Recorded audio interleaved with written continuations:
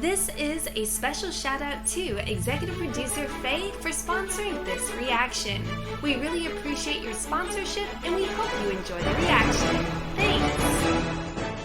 To another EP sponsor reaction. This one is for High Potential Season 1 Episode number 2. Do not forget to like and subscribe, man. Hit the notification bell as well. Thanks.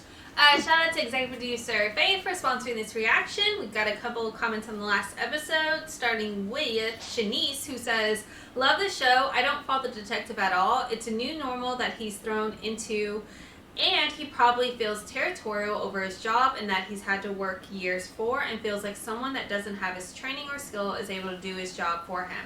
It's insecurity, but I can't fault him because I'd probably be annoyed with her too if I was in his shoes.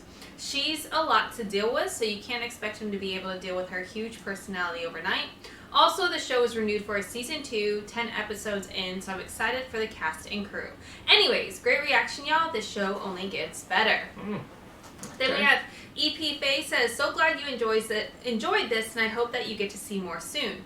It's very interesting how many shows it is like, but not an exact clone of any of them. For me, when I watched it, I just kept thinking of your response to Mike in Suits and his brain and how excited J-Rabbit sometimes get with that show, so I thought maybe seeing Morgan would give that effect." I mean, I always like when they do like creative ways people think, because I'm just like, that's fucking fascinating. I also saw Aaron Brockovich for the first time this past weekend, and very similar vibes. Oh, Aaron Brockovich is yeah, that's a goodie. I've watched that movie a million times. "It was my mother who put me onto this show. Of course it was when she was watching it, and I'm like, is that deep? And for my mom, it reminds her of Psych. Lots of people also compare it to Criminal Minds. I don't watch CM, so I don't know if the comparison is accurate. In addition, I know that you guys often enjoy when you recognize actors from other things, so I thought it might be a good one for you guys to try out. One of my favorite elements of the show is the way that they just kind of have her thinking of what happened and they act it out. And then other imaging, like with the water park in Fontana, where they acted that out too. Since I feel it breaks up the monotony some of these shows have." Yeah, and to that point, Dexter does that a lot, or Dexter did that a lot as far as seeing how the crime happened in his mind's eye. And to your point, or to the other people's point that compared it, Criminal Minds does that a lot too. So I can see the comparison there. Yeah, Hannibal did it too in the beginning. Oh yeah, Hannibal did it a lot. In the beginning. Yep. I would love to continue sponsoring the show, but wanted to see if you guys liked it first, and I'm thrilled that it might have passed your 3-episode rule with just 1 episode. It was a very good first pilot. Yeah. By the way, Caitlin Olsen is not only Morgan, but one of the producers as well. I'm always in awe of just how talented the 5 mains of Always Sunny really are. Yeah, big facts. All right, thanks. What's going on? Come here, look at these sparks. Okay, these sparks occur when there is copper or lead left in the barrel, usually a very old or poorly maintained gun, and they cause a flash like the one in this robbery and in the one that killed Roland. So great, our robber is at the OK Corral. So you're saying you think that his robber and our killer are the same guy? I'm saying same gun. What do you think? I think you should give her some time with your board. You serious? My board? Hey, I ain't want to give her a chance either. You should probably try it. She's really good. She's really good at what she do, bro. You ever seen House? You ever seen that House? Yeah. You don't know what that is? Okay. Or Sherlock. You know Sherlock. Sherlock Holmes. I heard about Sherlock Holmes. You know the modern one? Because that one's more fun to watch. You see that one? It's too BBC for you? Okay, but he really good at it. Sherlock. Lieutenant Mella has terrible handwriting. Oh, worst. Okay, fine. Good You really doctor. think- You know how to break it? With the little boy? I'm just saying. I don't know, but I know we gotta figure it out. He's just a tough nut. Okay, so where do we start? We start with why. Why would this guy want to murder Roland?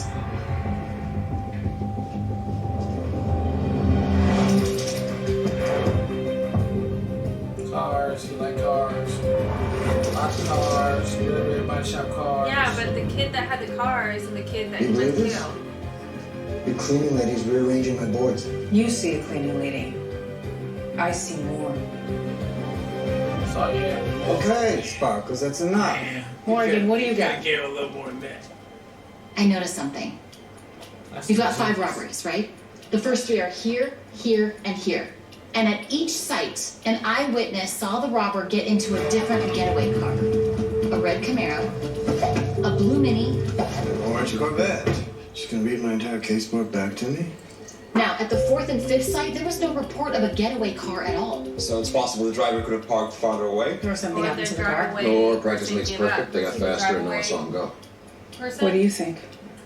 I think the robber lost his getaway car. More importantly, I think he lost his driver. Now, see what these last 2 jewelry stores have in common? Okay, I'll give you a clue. Oh, now she's drawing on my man.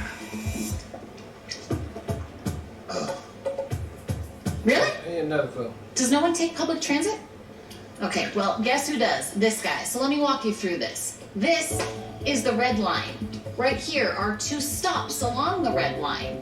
These are 2 jewelry stores that are within 1 block of those 2 stops. You think the robber was on foot? Yes, I do. What? And I think the missing getaway driver, someone who had access to multiple cars, was Roland. Think about it. He worked at the shop. Any of the cars that stayed there overnight, he would have had access to. And the robber started hitting stores on foot a month ago. That's right. I was around the same time that Damien helped Roland escape a life of crime, and they started posting their dancing videos together. That's right. So Roland tells the robber, I'm out. But the robber can't trust that Roland won't out him. Right. He knows that Damien and Roland are dancing on rooftops all over LA. He decides to rig Damien's trunk to push Roland off the roof. But he pushes the wrong guy. Yes. Now he's got to find Roland at the club, and to make sure he does it right this time, he brings his gun. Bring Mr. Mustard. This is great police work, Morgan, but do you know who this guy is? No, I don't. But I do have an idea about how we can find him. He's gonna rob her. All units 6837, we have a Hey, they let him drive. 187. Repeat, all units 6837, we have a 187. LAPD! Put the gun on the ground. Yeah, no, Slowly. I was gonna So be it's a here. curly Lay hair down on the dude. floor. Belly on the floor. Now, down. Here's mine to bet.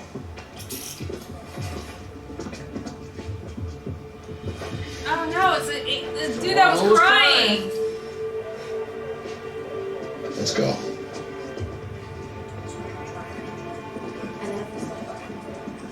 He looks confused. Are you confused, Griff? Lawyer. You don't want to talk. I get it. You don't have to. But I bet you're wondering how we knew you'd be here. Can I tell him? Tell him. See, I think you really were upset about what happened to Damien. The red eyes, the tears, those were real, because you didn't mean to hurt him. But you see, mixed in with that sadness, I saw something else. Guilt.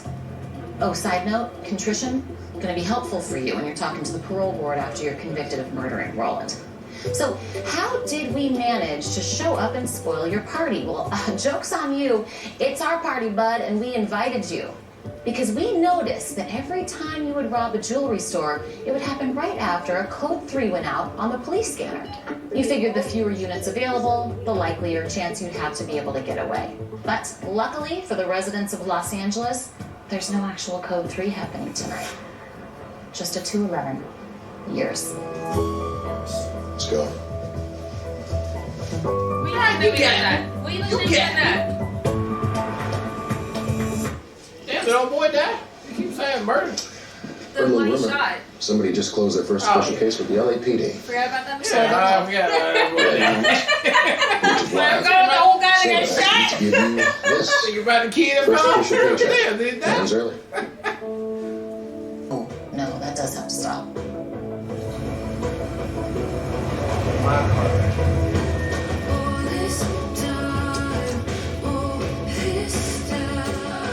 Drive a muscle mobile.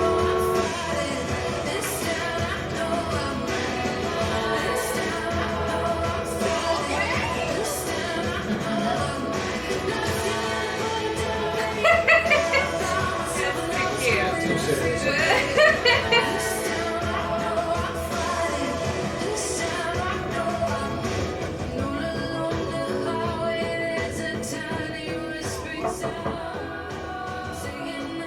You got information you're looking for.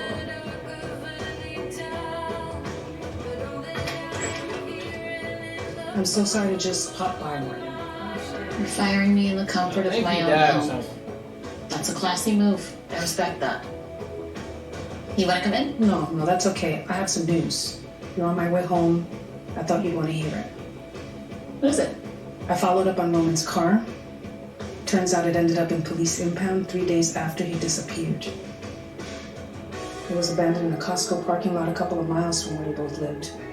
And the short inventory of items discovered in the car was a box of diapers. Because he did get the fucking diapers right. Which, of course, begs the question, if Roman really wanted to abandon your family, why would he stop and buy diapers first? Yeah. Believe me.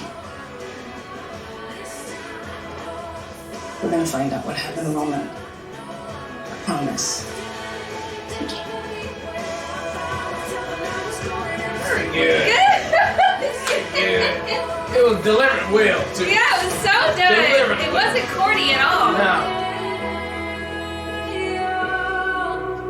Damn, she cried at the end of the last episode. It's gonna be an episode at a time. You're gonna give us the real drama. You keeping it fresh all the way through the episode, then you come with that shit at the end. All right, that was another wonderful episode too of High potential. yeah, high potential, man. You know, it really it sucks for me to say it a lot of times. There are a lot of shows that start off real strong like this, and over time, you know, the writers get tired, things get tired, and just they try to do different things, and it goes down. I hope this is not one of those shows that does that, because you have high potential, quote unquote, to really do this long term. But again, I know they're not gonna be able to knock it out of the park all the time with these tight stories where they wrote it really good for the beginning, they got the middle, and they got the payoff at the end. It's just, I hope they can keep the energy flowing, right? This episode was fast paced, it was cut good, it was wrote good, it was straight to the point. There was no fluff, and I enjoyed it. If they can keep that going like that, they got a freaking banger winner on here. Because of the fact, too, that Miss Olsen does have dramatic chops at the end. Plus, she already surrounded by a good ensemble that she has. And our girl from Scrubs, who came through at the very end to deliver that information, which is great. Because I already had a feeling that her ex-husband did not actually just leave like that. But it's probably going to end up being something more tragic. And it seems to be that's what that's probably going to end up being. And it just sucks now that she does have a little bit more information that he did get the diapers, which he was intending on coming back home, but then something happened. And that's going to freaking suck for her, thinking about it every single day, not knowing what happened, how it happened, when. That would just sink you right there. And now we know the daughter heard it too, so that's gonna be a problem as well. But excellently done at the end, man, for the tear jerking. But flawless execution for the episode. It had me going left and right. I didn't really know where it was going, and that was good. It kept me on my toes to the very end till we found out who it was. I had a sneaky suspicion it was gonna be obviously one of the people at the body shop. But good throw off by being the first guy, and then you didn't know who the last guy was, but then mixing it in with the homicide place over there, or robberies over there, that it's the same person. And so she's just getting a lot of respect all the way around. I hope it keeps going, and people stop calling her the cleaning lady and show her the respect that she's definitely starting to earn full throttle. She did the entire job for the police. All of it. Like, they probably could have done all of that, but it would have took them months, if not years. She done that shit. And we don't know if they would have ever tied it to the robbery. Yeah, they weren't even probably thinking about that. probably wouldn't even did it. So she fucking robot mode and did it all. So hey, good job. Thank you again for picking the episode again for us to watch too. This also needs to be in rotation. Let's go. Shout out again to EP Faye for sponsoring this. This is such a likable show. Obviously, this episode is really great. Kaylin, being in this role as Morgan, is fucking killing it. It's so easy for her. It feels like this is who she is in real life, and like she's so flawless from whether it's high-end emotions, the serious parts, her detective parts, just navigating the complexity of how her brain thinks and making it digestible for us as the audience is fucking phenomenal. She's like killing it, like absolutely killing it. I love her character so much. She's not annoying to any degree to me, and I think that's saying a lot because complex characters like this can be very, they can have their quirks and things that like drive you crazy, but she doesn't come across over exaggerating. She doesn't like harp on the fact that she wants to get information about her husband's case. She prioritizes the things that she's working on. She genuinely wants to help people. She can come down to level and talk to anybody regardless of where they're from, what their station is. She is just a charismatic character through and through, and she's brilliant. And she's not trying to intimidate people by her brilliance. This is just how her brain works. I just fucking love her to death. I think she's such a likable character. So, like, kudos to her for pulling it off in these first 2 episodes. I'm so curious to see how she progresses, but she is killing it. I also have to say a standout for me this episode is Daphne, the other detective that's working with them. I thought she did such a great job in contrast to Adam in being able to be collaborative with Morgan and being like, we would save more time not arguing with her and instead providing her the resources she needs to get the shit done. And that's what she did. And like, I just love, like, she had such a small role in this episode, but I thought she killed it. Additionally, I think showcasing more of the kids I like to see the investment of Ava and obviously her resentment to her dad and finding out that she might take after her dad versus her mom, and the art ultimately solved the case. It's just such a flawless way to write that all into one episode. I loved it so much. And the whole Moonlight shit I love that moment. That shit was so great about the shadowing, that they couldn't see who it was because of the placement. It was just so well written. I loved it so much. Such great thought to this episode.